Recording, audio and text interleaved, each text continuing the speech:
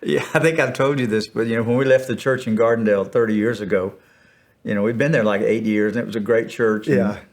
they called Cindy and I up on stage, to give us our farewell gift, and it was a set of ping golf clubs.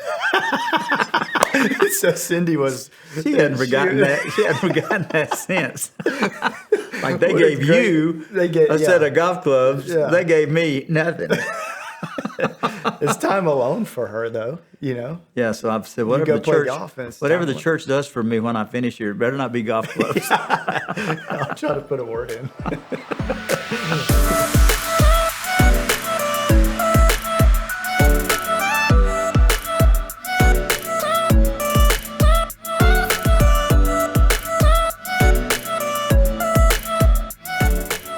Yeah, so Sunday was a great day, man. I know we've been praying and moving toward that for a long time. Yeah. I know when you first came 2 years ago, and I said, okay, here's where we are. You're teaching pastor, but I really want you to become the pastor. Yeah. But how we get from point A to point B, we're just going to kind of have to leave that up to God. And because I really didn't know exactly how it was going to happen. Right. Absolutely. But I just appreciate the fact that you came in and you were patient and you were willing to do whatever, you were asked to do, what God led you to do. Yeah. And, you really are a man of faith and patience, and that's what I've appreciated about you during this time. So I don't know if you remember this or not. You probably do because you remember everything. But Sure, Carl. I remember everything. yeah. Well, you seriously remember every detail. But so you remember when we were going through the process to come here, and I was still skeptical a little bit because I didn't understand what was going on really. And it was at your dinner table. It was actually at your kitchen table, not your dining room table, but your kitchen table. It was just me, Katie, you, and Cindy. And I told you, and I said to Miss Cindy, I said, I really believe that God is calling me to be a senior pastor. Like, I believe that. And Katie believes that. And I said, do you think that's wise? If that's my calling, do you think that I should make this transition? Do you remember what you said? No. You say I remember everything. I don't, but I'll follow up after you tell me. Well, this is what you said to me because I remember it because it was a changing point for us. It was really that turning point for Katie and I both to hear you and Cindy say that. You told me, you said, we can hire a teaching pastor from anywhere, but we really believe that we need to hire a senior pastor. Do you remember that? Okay, I do remember that because see, that makes sense. We were sitting on our back porch just maybe a week ago. Yeah. And Cindy and I were talking, and she said that it was that night that they had dinner with us here in the kitchen around the table. She said that's when I knew that Michael would be the next pastor. What? Cindy said that? Cindy said that. Yeah. Oh, I didn't know that. Well, I'm telling you now. That's That's pretty what cool. she said. So she's the prophetess in all of this. She definitely is a prophetess. I mean, she's predicted a lot of things. Well, so all of our skepticism that Katie and I ever had, anything that was kind of pulling us maybe a different direction, the Lord just used that night. What I believe, for me personally, is that I think the Lord put me and you together that night and just kind of put us on the same page. And there was no expectation from me because I knew that nothing was guaranteed. I knew that. And you told me that. The church told me that. I mean, there's nothing guaranteed. But I knew that God was calling me to be a senior pastor. But this is what I knew because I walked away from that. I get emotional just thinking about that night, seriously. Because God used that to call me here and Katie because we walked away from your kitchen. And I told Katie this. I said, whether I'm the senior pastor here or not, that's a man I want to learn from. And that's what changed everything for us. It's because we saw the way you and Cindy acted. I mean, Cindy was just as real as it gets. You were just as real as it gets. And I just remember thinking, if there's a pastor I want to learn under, even if it's not here at Green Acres, if God uses this to launch us somewhere else, then that is a man I want to learn under. And that's really what changed everything, was that night.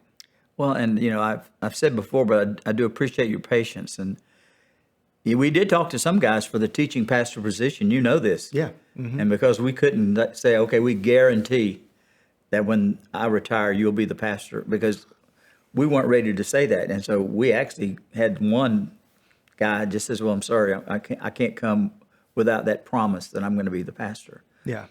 And, I look back on that search for you as teaching pastor, and that group of people, they realized that they were calling not just a preacher to preach and resonate.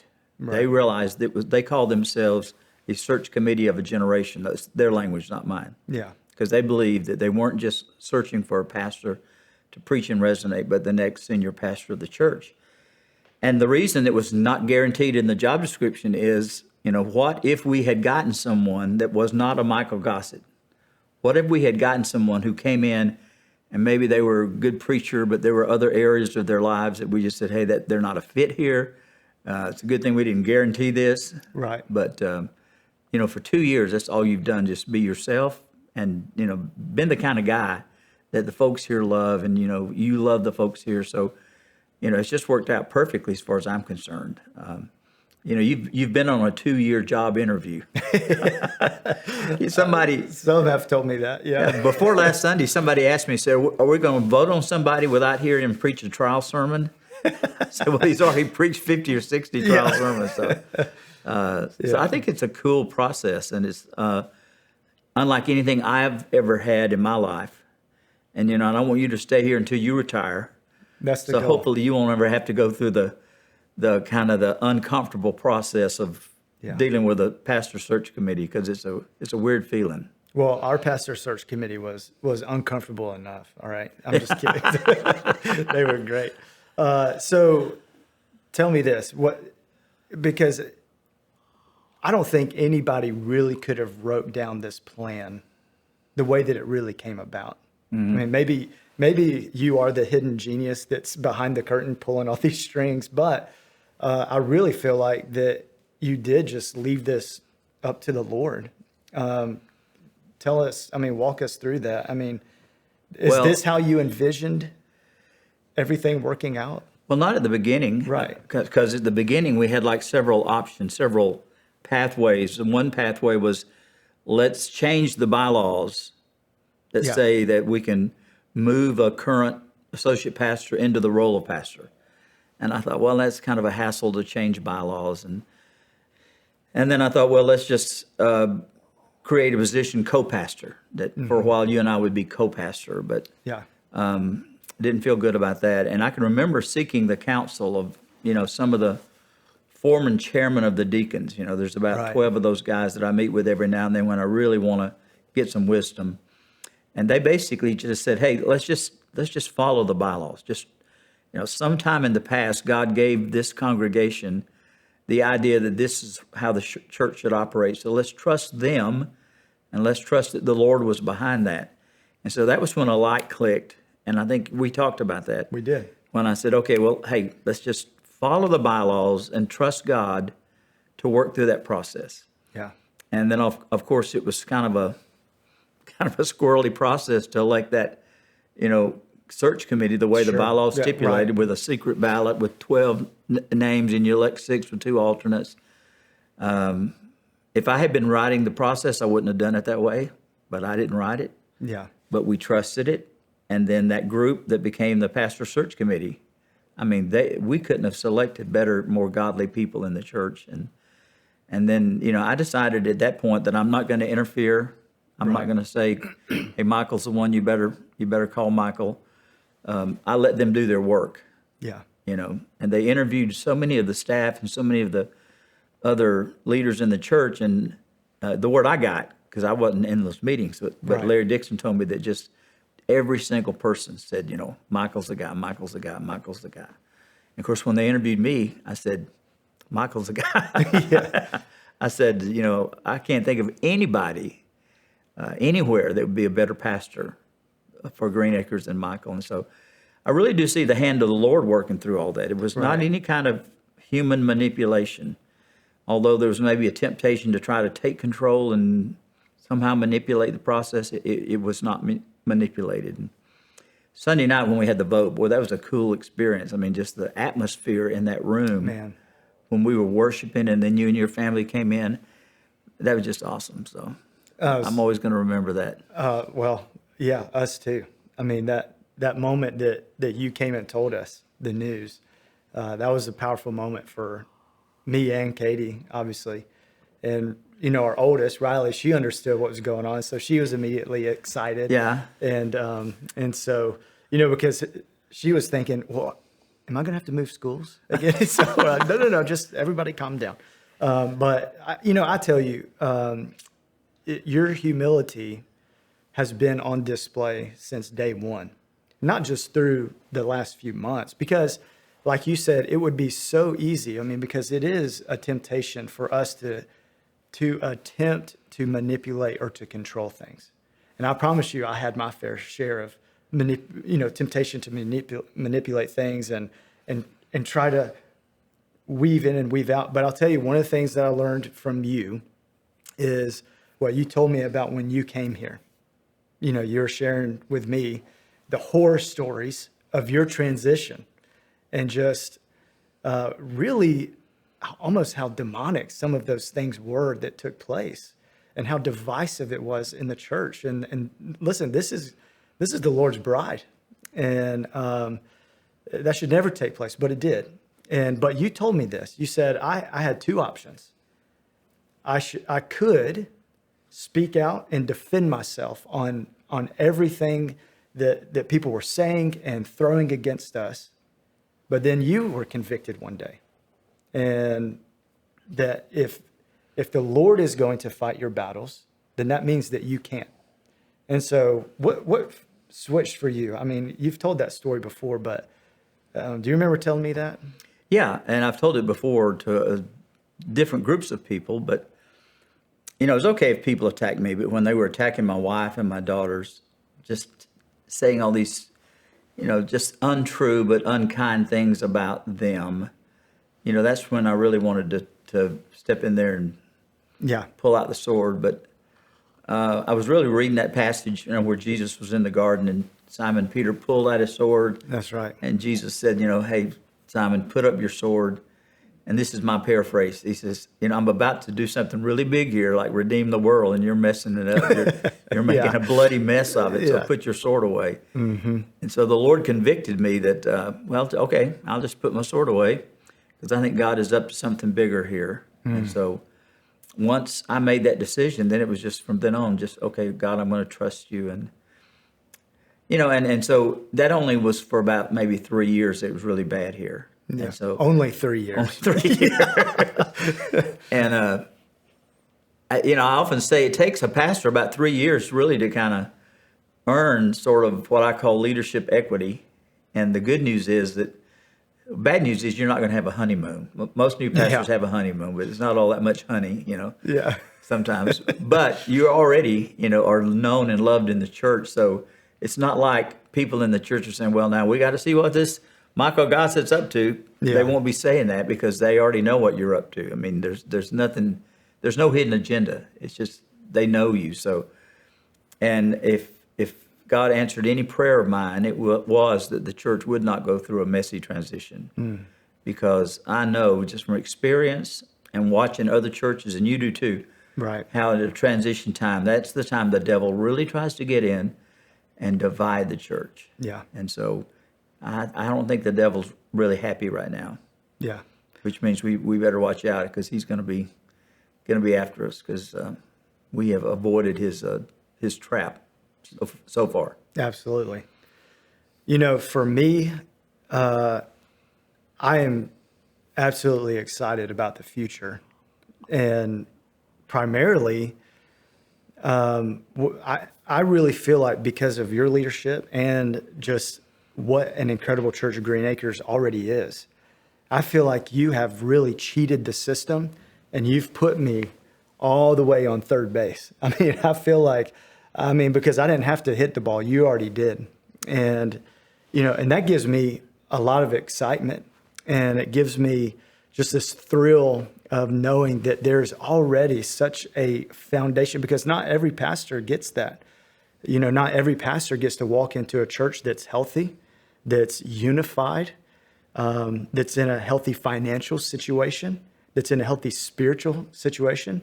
But because of the last 30 years of what God has done through you and through Miss Cindy, that those things, there's a clear, good foundation that has already been built. And I feel like it's unfair that that God has put me on third base because of you, and I get to stand on your shoulders, which is completely unfair. But I'm so thrilled that there's not a foundation that has to be corrected. For me, Right. that's unbelievable. Well, you say it's unfair, but it's grace. Yeah, that's right. And grace is unfair. Amen. Like that story Jesus told about the workers in the vineyard. That's right. Some of them came in at 6 a.m. and some of them came in at 5 p.m. And then when the boss started paying the workers, he paid the ones that came in at 4 p.m. the same amount as the ones that came in at 6 a.m. And those guys say, hey, this is not fair. Yeah. Well, no, it's not fair. It's just grace. And so, everything that God gives us is grace, and any kind of foundation that you have and then get to step on, it's nothing I've done. It's just the grace of God.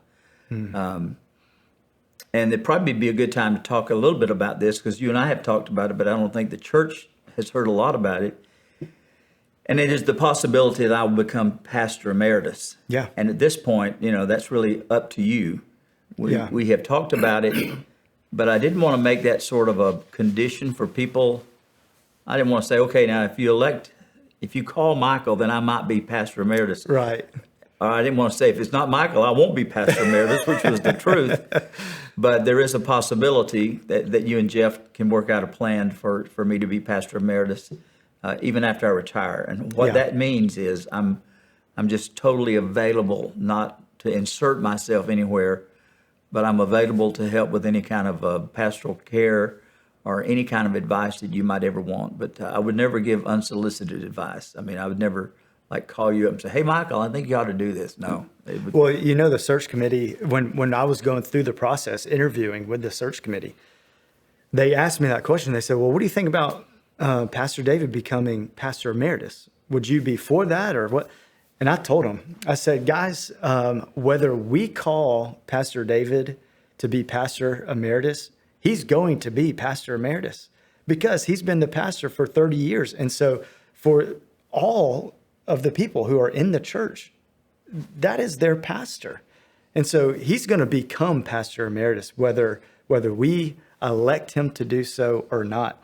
And so for me personally, there is one man that I know of personally that I would want to be pastor emeritus, and that is absolutely you, because you do hear of stories about how that is not healthy.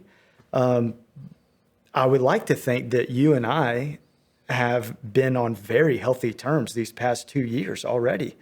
And you have done nothing but show humility and grace toward me in ways that is completely undeserved. And so I am 100% on board with you being pastor emeritus, because I think it's going to help the church. You see, it's not about me and it's not about Pastor David. It is about what is best for the church. And I truly believe that you as pastor emeritus is healthy for the church moving forward. So that's just my 2 cents. I could be wrong, but. Well, I'm interested in that. In fact, as we put together a job description, I want one of the things on the job description to be stated that I will not entertain any criticism of the church whatsoever. Yeah. And I mean that. I want people to know that if something's going on that they don't like, I don't want them coming to me. Okay? I'm not going to listen. Can I also put that in my job description? Well, it doesn't work that way, does it? I'll tell them to call Miss Cindy. No, that's what I'll do. Yeah. It's kind of funny, through the years, I haven't gotten a whole lot of criticism. Once I let people know that I don't read anonymous letters, they stop writing them. Huh. Because I remember one time years ago, I said, hey, some of you have written me letters and not signed your name, and I just want you to know that I always can recognize those envelopes, no return address. And then I'll open it up and I'll see who wrote it and it'll say a concerned church member. And then I just say, I don't even read the letter. I just tear it up and throw it away. Yeah. And I guess once people know that you're not reading it, they don't write them anymore. You know what? That's good advice for me. So, yeah, I think after I'll that- continue that tradition of Well, Green I mean, Acres. after that, they sign their name, but at least I know who I'm talking to. That's right. That's right. And if I ever have gotten a word of criticism, I've always tried to respond with grace and kindness to those people and say, well, let's talk this out and help me to understand where you're coming from. Absolutely. And look, let's just face it. I mean, change is inevitable. And so therefore, criticism is the closest cousin to change, I think. And, or at least some type of near relative somewhere. But it is almost inevitable that we'll experience change. We'll experience criticism. But what is your wisdom to maybe me or the church of, how do we respond to change? Change is inevitable. And you said criticism is related. It's probably the crazy aunt, that only shows up at family reunions and you try to get away from. Yeah. I think, you're not ever going to please all the people. No way you can please all the people. So at the end of the day, you just try to please God because know that he's the one that you're going to have to give an account to. Somebody said nobody likes change except a baby with a dirty diaper, but even they cry about it. That's true. That's a good saying. So, don't ever be afraid to change, because if God says, behold, I do a new thing.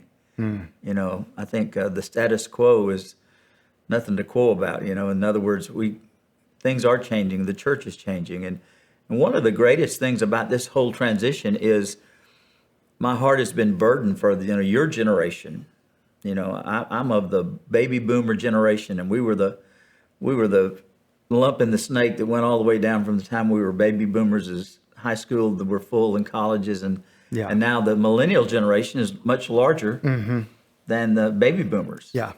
And there's just a ton of people out there that, just because of my age and my background and my experience, I'm not going to be able to relate to them the way you can and do relate to them. So, it's a generational change and a generational transition, and I'm just really thrilled to pass the baton on to you because I know that you're going to be able to reach a lot more folks of that age than I ever could. So, Well, I read an interesting fact right now, just in the city of Tyler, the median age is 35.3. 35.3. I didn't know that. But we also know another stat just in the city of Tyler, that those who claim no religious affiliation, meaning Catholic or any other denomination, is 29% Wow. of the city of Tyler that says, I have no religious affiliation whatsoever. And so for me, change is inevitable, but the vision is the same. That's the foundation that I'm talking about with Green Acres, that we get to continue to drive on this highway that Green Acres has already built. And it's going in the same direction, that we want to reach people for Jesus. And that's it. And that's so different. Those numbers are different than I remember in the mid-90s, we did a big community-wide survey. I mean, it was like a door-to-door thing where we'd ask these, questions. And we found out then that about 80% of people in Tyler had some kind of affiliation with a local church or place of worship. And so now you're saying it's like 30% that are totally Right at 30. totally unchurched. So, yeah, I knew that was growing. I just didn't know the numbers. So, Yeah. you're coming along at a great time. Well, I believe in the vision of Green Acres, and I believe that in the mission that God has given us, and that's all I want to do. Well, and the advice I've given you before, and I keep giving you is, take the work very seriously, take the call very seriously, but don't take yourself seriously. Yeah. I mean, keep a smile, keep a sense of humor, be quick to laugh. And the thing I like about Green Acres, and people have told me this, that it's a happy church. Yeah. It's an open, welcoming church, and so, and I think you've got that kind of personality that will continue to do that. Have that kind of welcoming, happy atmosphere. So just, you got great days in front of you. Well, I just want you to know I love you, and I just appreciate so much the past 2 years that you have given me. I mean, it's completely undeserved. And we've been in your office a lot together. You've had to listen to some really bad sermons of mine and give me some. No, I can't remember a single bad sermon. I really can't. You're always so gracious. I tell Katie all the time, I said, Pastor David can correct me and coach me and teach me, and it always sounds just so sweet. I mean, I don't know how he does it, but so you're just so gracious to give me that coaching, and I'm just forever grateful for your leadership. I mean, when you came, you were a good preacher, but you're a better preacher now. I hope so. And I can say without a doubt that you're a better preacher at 33 than I was when I was 33 years old. I've told you this before and laughed about it, that when I was in my early 30s, I was a yeller. I mean, you know what that is? It's Oh, yeah. A yeller is somebody who starts out loud and then gets louder.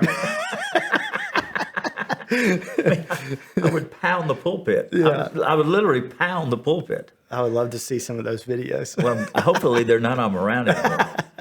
I know that one church I served, we had the little sound control in the pulpit itself, because in other words, I control the sound. Oh, wow. And, they had some kind of reverb thing that if you shook it too hard, it would just kind of go boom, boom, boom, boom, boom, boom. And so one time I hit the pulpit so hard, boom, boom, boom, boom, boom. That woke up everybody. Yeah. It's a good wake-up call. Right, yeah. That's good. So, but, besides preaching and teaching, you've got the other gifts. You just got a great personality. You love people. They love you. You got great vision. You're a lot better organizer than I ever was. I mean, I used to joke that I couldn't organize a 2-car funeral procession. But when it comes to organization and things like that, you've got a lot greater gifts than I have. Because you did that in your last church, really. You were forced to, at New Beginnings, to sort of do the administration of the church. And I've really never had to do that, really, as a pastor. So you're a lot more gifted than I am. And, I love you, too, like a son, like a brother. And I'm looking forward to the next few years to see what God does through you. And I'm looking forward to being on the sidelines and being your head cheerleader. Yeah. Well, I definitely appreciate it. Hey, thanks for listening to today's episode and joining in on our conversation. If you liked what you heard or you want to know more about Green Acres, go check out our website at gabc.org or follow us on Instagram at gabc_Tyler. Have a great day.